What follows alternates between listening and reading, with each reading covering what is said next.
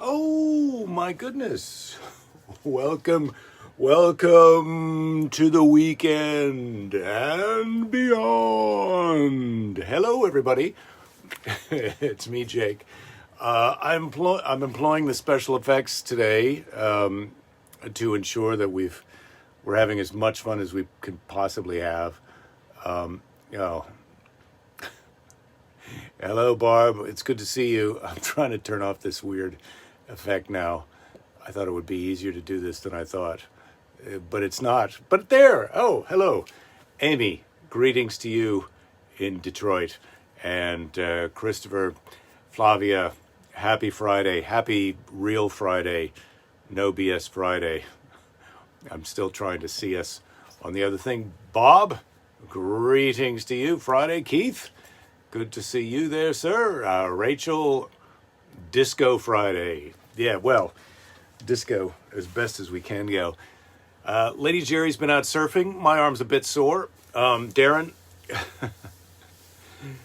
you're not just saying this. Thank God it's Friday. Pick, greetings. Yeah, well, we're here. Half hour just won't do it, Scott. Well, it's going to have to. It's going to have to. I just don't know how long. Oh, hello from Florida via Wisconsin. Keith, what up, my friend?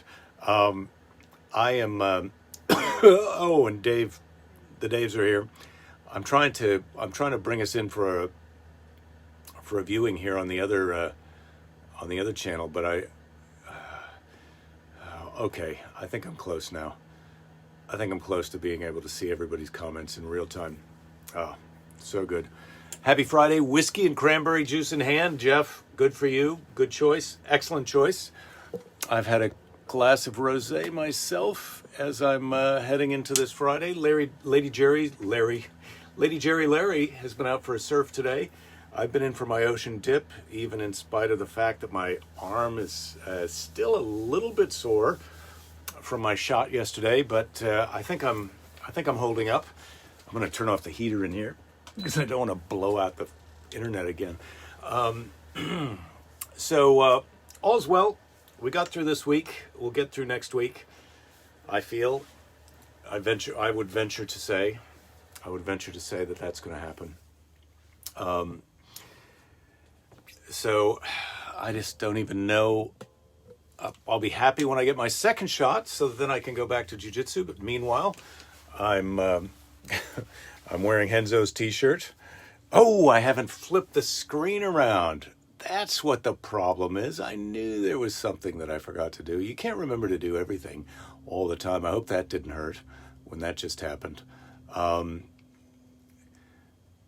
there we go. There we go. So I'm here trying to decide how to spend the rest of my Friday evening. Last night, to celebrate our inoculations, Lady Jerry and I went to have some dinner at a restaurant on the patio. It was good, and so we've got our first shot. We've been out to eat. We saw someone that we knew at the restaurant. Totally busted. I don't know if this has happened to you, because our friend was there at the restaurant, and it was her out without her husband, but with three other ladies. So it was a women's evening, whatever you call it. But four of them, and they were all sitting at the same table, masks off, totally sharing Varinus with each other. And I'm not here to bust anybody, but everybody acts like they're so behaving in the proper way. And then when you catch someone out doing the naughty, a little bit naughty, the chokehold is left-handed in the before screen. Yeah, well, you got to be careful with that. How's Belinda's arm? Jen, Belinda's arm is great. She said it was a little bit sore. Mine's a little sore now when I touch it. It doesn't hurt so much to move it around now. But Belinda's arm is great. She went out and surfed, I think, for at least an hour and a half. She was in the water. She got a nice ride, so she was not tired. I was a bit tired when I woke up today, but she's been doing great. So no difficulties. Jeff, you're saying Disneyland will reopen April 1st, but until you get vaccinated, you're not going to Disneyland. Well, Jeff, yeah, I'll be fully vaccinated by April 1st, so I suppose I'd be able to go. But Disneyland and Las Vegas are kind of different things, but sort of similar to in the area of like, mostly no thank you, but sometimes yes please for me. Rich, you're sorry you're late. You had trouble getting your pants off. The good news is you didn't give up. Thank goodness for you, sir. It's that persistence that pays off. You know, it's not just having a good idea. It's the follow through that is very important. And congratulations on getting your pants off. Now, as a challenge to you, forget about David Goggins. I don't know if you know who that is, but forget about David Goggins. My pants off challenge is get your pants off now and keep them off until Monday at 8 a.m. Do your best, and don't forget, we're all winners. All right. Better beer and cigars in Vegas than in Disneyland. Yes, Scott, you're right. If I had to choose between the two, then that would be the reason for it. Yeah, Pick and Jen have both pointed out, yes, it was a ladies' night out. DJ Eric, you're saying, do I do comedy anymore? I don't right now, but I hope to. I dream of it. There's no comedy clubs open in California, as far as I know. And the comedy clubs that are open elsewhere, my wife, Lady Jerry, has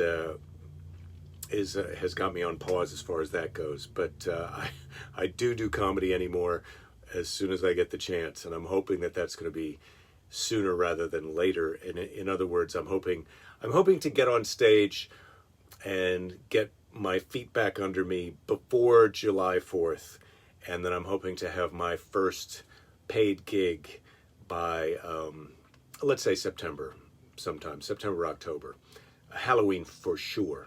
I'm gonna have a paid real show where you buy a ticket to come see me by Halloween, but hopefully I'll be on stage before then. Thank you for asking. Darren, Mother Hen here. Second vaccine isn't the silver bullet. We got to get 70% or more on board. Common sense still applies. You can still get it and spread it. Yes, Darren, thank you for, what did you call yourself? Mother Hen? Yes, I am going to be exercising caution, and that's why I'm saying I'm not going to be doing, that's why I'm projecting my shows out until the fall, because hopefully by then we will have 70% of people vaccinated. And if you don't plan on getting vaccinated, why don't you plan on getting vaccinated? How about that? All right. Better Mickey Mouse hats at Disneyland. Yes, probably so. Pick, you're saying mask on, pants off. Yeah, always good. We're really creating a bright future for ourselves. Mask on, pants off. Oh, DJ, you're saying I was the best stand-up comic you ever heard. Loved my style. Thank you, sir. Thank you very much. That you just won my heart for today. Thank you for that. That really makes me feel good, and I hope that when I do a show, I'll see you there, and we'll share a drink after the show, maybe, if that's a thing that you do. It doesn't even have to be an alcoholic drink. If you want, we'll just chug a 16-ounce water. See who has to pee first. No underground comedy clubs. Like speakeasies, Bob? Yeah, well, no, you're right. There are probably some underground comedy clubs, but I'm not looking to, I don't obey all the rules, but that's one of the rules I am obeying. Jen, you're saying, no way, I'm licking people now. First vaccine and you're good. Yeah, well, Jen, I would say, don't lick everybody, but, feel free to lick the people inside your bubble after you've had your first shot. And then again, I'm not a doctor. I've said that before. Is my crew going to Jazz Fest in October, Scott?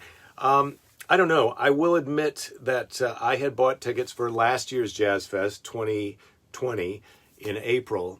And then when they canceled it, I said, okay, we'll roll my tickets into next year. But then when I got the email just a month ago that said, okay, you bought tickets for last April was canceled, this April is canceled, we're going to do Jazz Fest in October, or you can get them for next April, or you can cancel them. I said, okay, look, I'm going to cancel, I'm going to get my refund for my money back for my tickets, and my plan is to go in October if it feels safe. So I reserve that decision for for myself later as we get closer to October. But as of right now, I would say I am in the process of getting my Jazz Fest tickets refunded, but my plan is to pay at the door in October if everything goes according to my dream plan. And thank you for asking about that.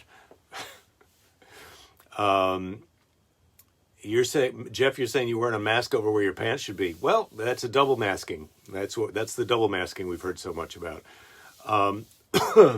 Wade, you saw me in Kansas City a few years ago, and you waited in line to shake my hand. You said you're still waiting, or you did wait. Well, I appreciate that. It is my pleasure to say hello to anybody who wants to say hello after the show. And so far, that hasn't backfired on me.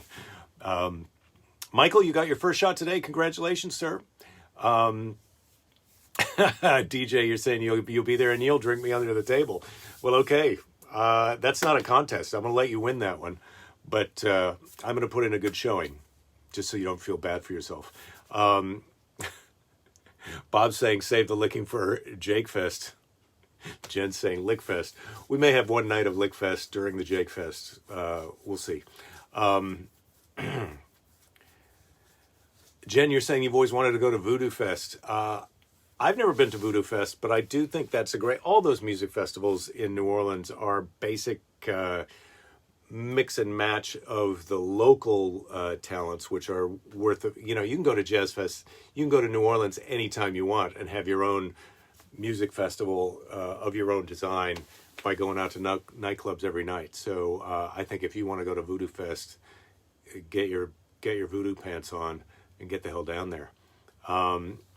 Dave, you're saying you're stuck in a much less fun call over there. City of Columbus has a fire to put out and they want your help. Ooh, there goes your weekend. Dave, you're a volunteer firefighter or you're a professional firefighter. Either way, salute to you. Oh,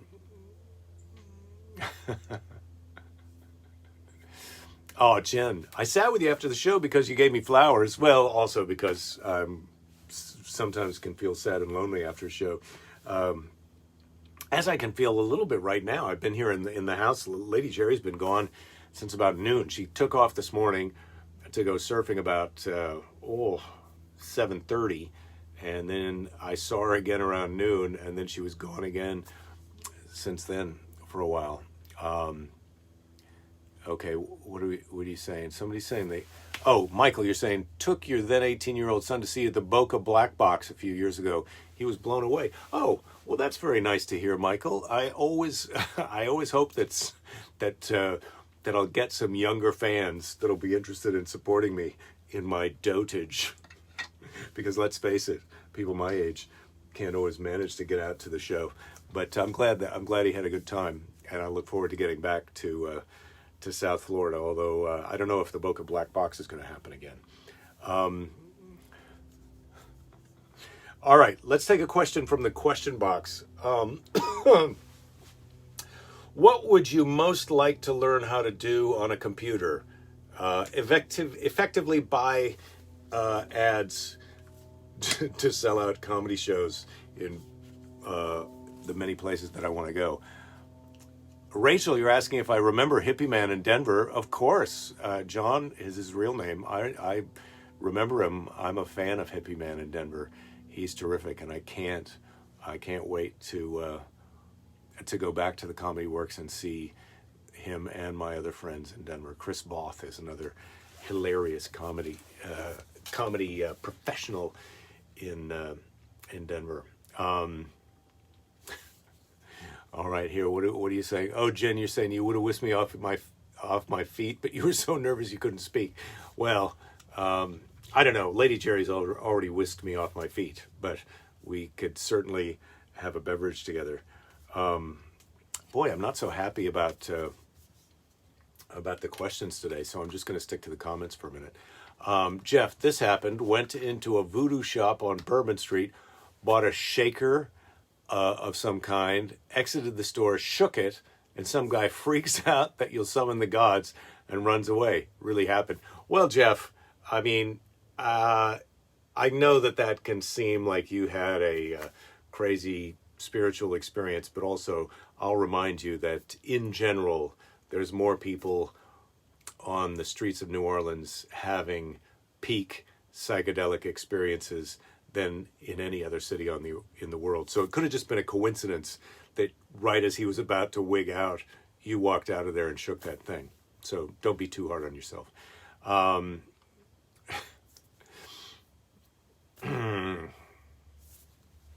Oh, Darren, you're quoting some Blazing Saddles there. Nice. Oh, God. Oh, boy.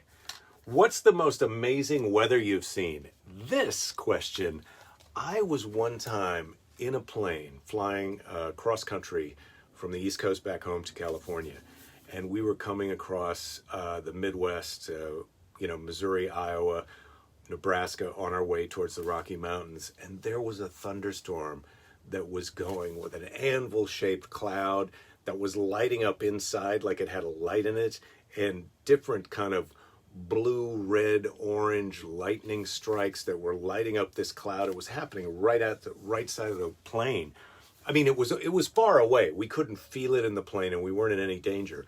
But it was spectacular, and I was so emotionally kind of riveted and transfixed and transported that I turned around to see if the person behind me was looking out the window. I would go, "Are you seeing this?" And she was looking out the window. She goes, "Yeah, this is a thunderstorm."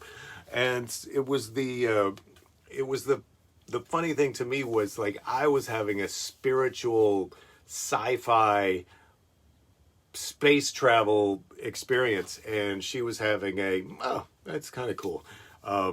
But that was the most amazing weather that I've seen. There you go. Oh, Rachel, I was planning to read from Tim Russert, and sadly, I got busy and didn't pick one out. But I think I can find one at random in here and do it. Sue says, thunder snow. It was amazing to see. My sister Sue. Jen, you're saying you were in a reasonably weak tornado in a hotel parking lot? Turned your car around with you in it. Oh my God, you must have been just on the very far edge of the tornado where you didn't get murdered. That would have been scary. These are some better weather stories. I love your weather stories. Darren, deployed to Honduras on a mountaintop, saw a storm roll in from above it. Then it enveloped us. Yeah, these thunderstorms. I feel like that's one of the things when I had a motorcycle. Let's read a couple more of these and I'll tell you that story. Sounds like the Twilight Zone episode where William Shatner sees a monster on the wing of the plane. It was a little like that, but without the monster. Bob, you're saying you were on a golf course when a microburst hit, took down 150 trees. Wow. In seconds. Yeah, these the power of weather is amazing. You get thunder snow in Buffalo, Rich. Interesting. Hurricanes, Michael. Yeah, I've never been through a hurricane. I've only been through a few storms that made me realize the people who are going to ride out a hurricane are out of their minds. So yeah, I was just going to tell you the story about when I had a motorcycle. The amazing thing about being on a motorcycle is the emotional effect that weather can have on you. And when people talk about the spirituality of indigenous people, it's not that they're more spiritual than us necessarily, in my opinion, on at least this aspect of it. It's that they are outdoors. If you are outdoors and you don't have indoors as one of your choices, a change in the weather is very emotionally affecting. And so when I would be riding a motorcycle and you could feel the temperature or a humidity dip or rise, and you could see the sky darken and you could smell rain, that it was coming, you would have an emotional response, whether it was anxiety or fear or exhilaration, or an urge to prepare yourself, pull over and put on some more clothes or take off some clothes.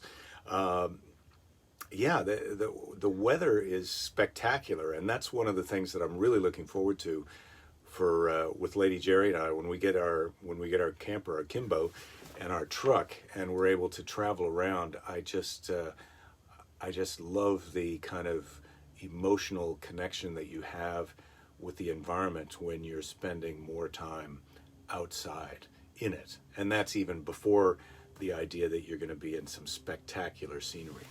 So there you go. Michael, you're saying California is like a theme park for natural disasters. I haven't seen it all, but I've seen fire, and I've seen rain, and I've seen sunny days that I thought would never end. I've seen mudslides, I've seen sinkholes, I've seen some crazy surf and some red tide. All right. Rode your bike through a hail over the summit of Tehachapi, past a Cadillac, and the driver was just staring at you. Yes, Scott, I've been out in the rain on a motorcycle and a bicycle where people go by in a car and they just look at you like you're just some kind of insane nut job. Like, what the hell are you outside?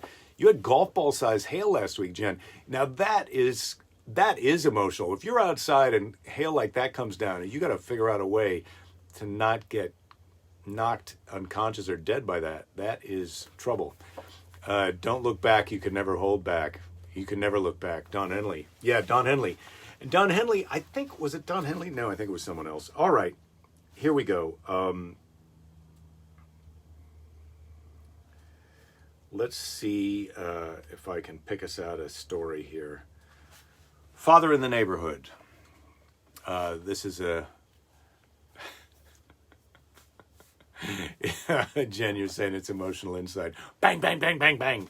All right, so today's Tim Russert, Wisdom of Our Fathers. I'm just going to read this one, and I have not pre-read this, so I apologize for however this may go. My father was born in 1917.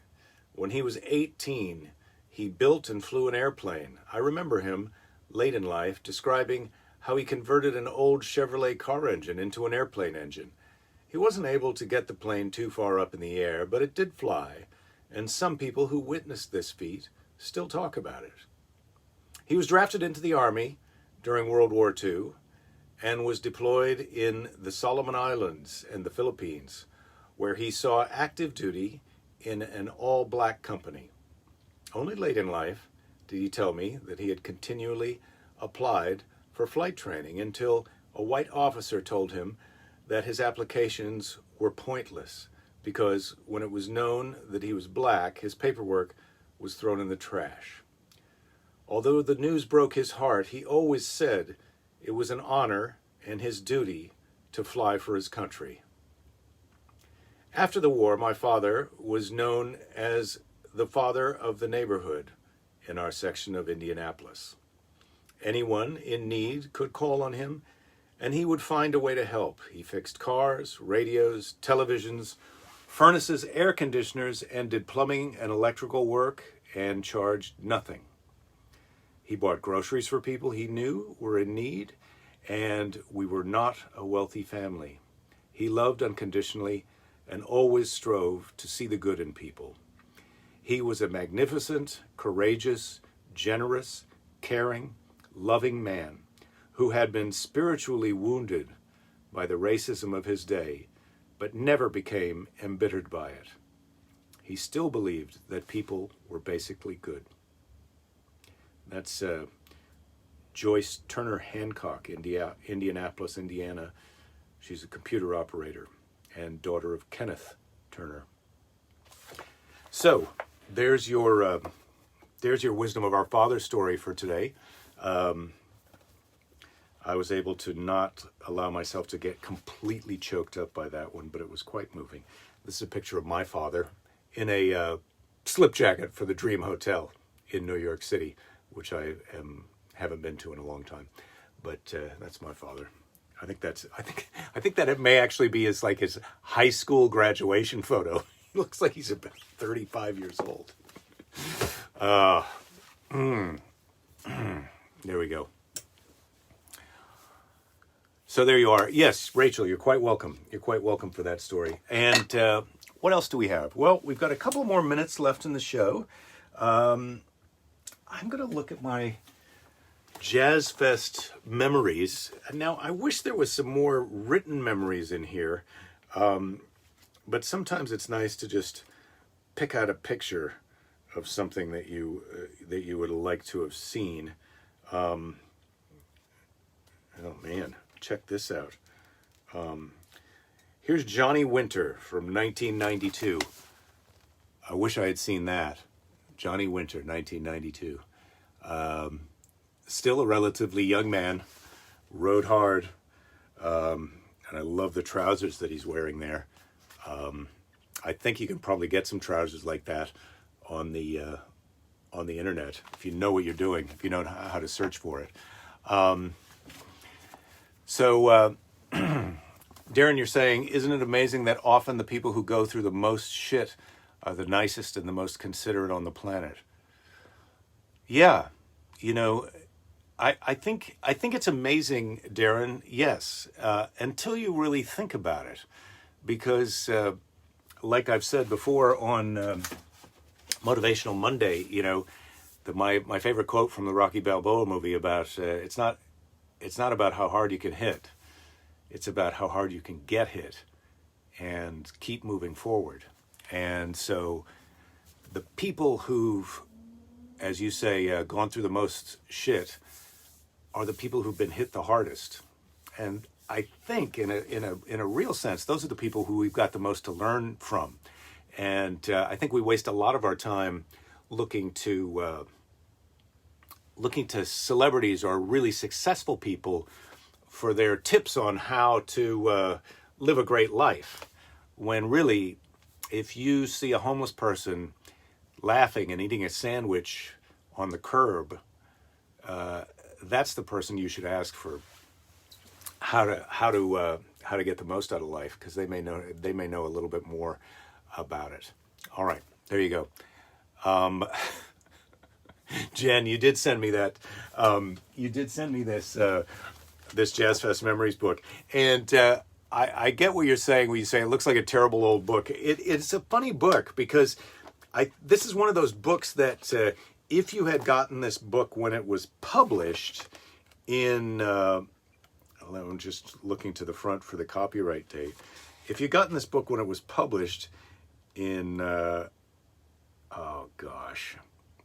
1997, which is not that long ago, and that would have been just shortly after I started going to Jazz Fest, it would have been an amazing book that I would have felt like, oh, these are pictures. This is pictures of the exact type of stuff that I just saw. You know, I mean, I could have seen that Johnny Winter set. Or here's Art Neville. I've only seen Art Neville as a really old man, but that's Art Neville as a young man. And so this is an amazing book, but you have to use your imagination and time travel back to really enjoy it. And I do enjoy it, so thank you for that. Jen, you're saying you just figure out what's most important when you go through a ton of shit. Yeah, that's a fact. And we've all been through that ton of shit.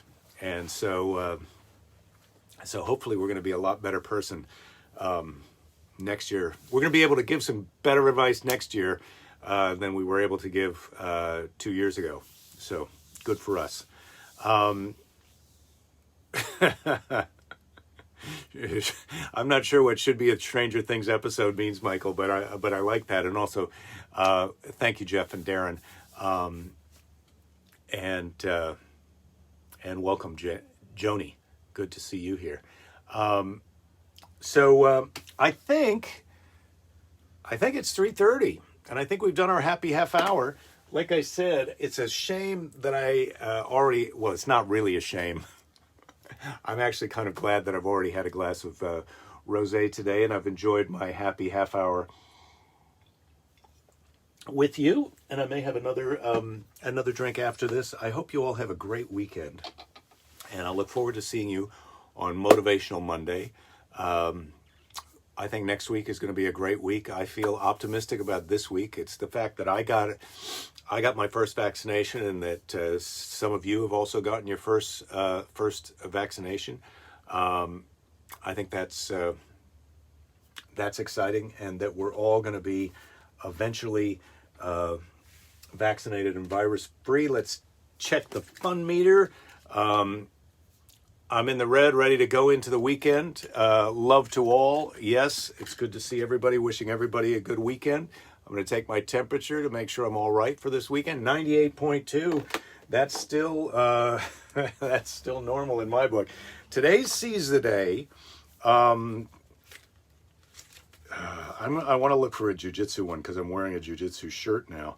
And this is funny because I've sort of said how many of these are about jiu-jitsu, and now I'm looking for one. Oh, boy, I don't know. Maybe I'm not going to find another jiu-jitsu one in here. Rachel, I did get the next Seize the Day because you were like, oh, maybe you don't want to keep doing these jiu-jitsu ones, but I do want to keep doing jiu-jitsu ones. I enjoy them. All right. Here's the one this is the one I had picked out originally, and we'll have a jiu-jitsu one next week. Although I think Seize the Day 4 is almost complete. All right, here we go. Today's Seize the Day. Flavia, you're saying make sure you have some fun this weekend. Dave, you're saying have a better weekend than you're about to have. Dave, come on, man, get your mind right. Failure is not the opposite of success. It is part of success. Think about it. Failure is not the opposite of success. It's a part of success. All those failures lead you to your success. So let's all have a great night. And Michael, this is a good quote. Everybody have fun tonight. Wang Chung would approve. Everybody have fun tonight. Don't give up. There'll be plenty of time to give up later. Enjoy your weekend. I will be here on Monday at 3 o'clock. Give yourself a little kiss goodnight from me, and be nice to a jerk this weekend. That's your homework. Best of luck. Don't give up. Don't give up. There'll be plenty of time to give up later.